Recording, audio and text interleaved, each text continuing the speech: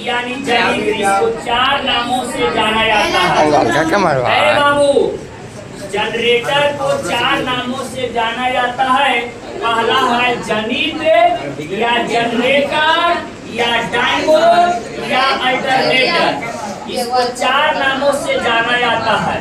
अब बात है कि जनरेटर है क्या? तो यह यांत्रिक ऊर्जा को विद्युतीय ऊर्जा में बदलता है।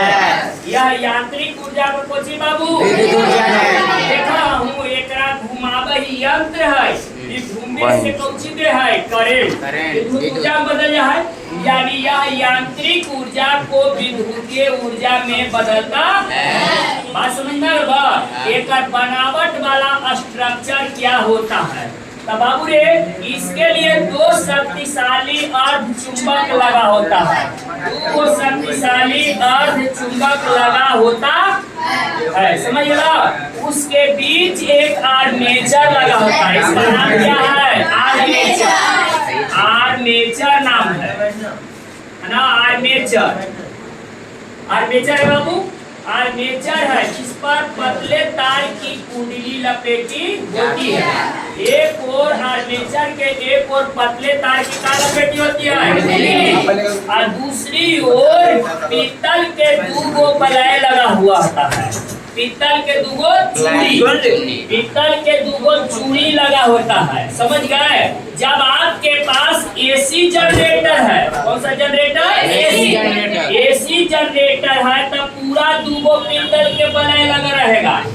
अगर यह डीसी जनरेटर है, डीसी जनरेटर, तब पीतल के हाफ बलाय, आधा बलाय लगा रहेगा, आधा चूड़ी लगेगा, 2 भाग में। समझ गया?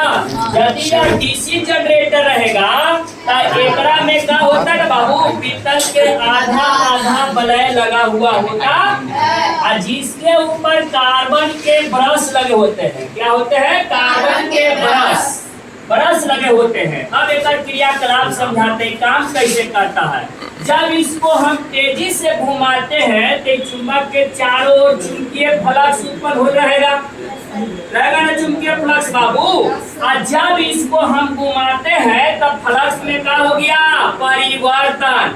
फ्लक्स में क्या होगा बाबू? परिवर्तन। और यही फ्लक्स में जब परिवर्तन होता है तो यह धारा में क्या हो जाता है? बदल जाता है। और यही विद्युत धारा चलाता घूम के कहा? पीतल के बलय पर। और पीतल के बलय से 2 बल्ब हम जोड़े हुए हैं। ये बल्ब का होगा कि यहाँ से लाइन को लेकर के आई जलना प्रारंभ हो जाता। ये समझ में आ गया कि जनरेटर क्या है? कोई के दिक्कत समझे में? ठीक है। अब एक बाद हम इसका प्रैक्टिकल समझते हैं। ठीक है, रखिए।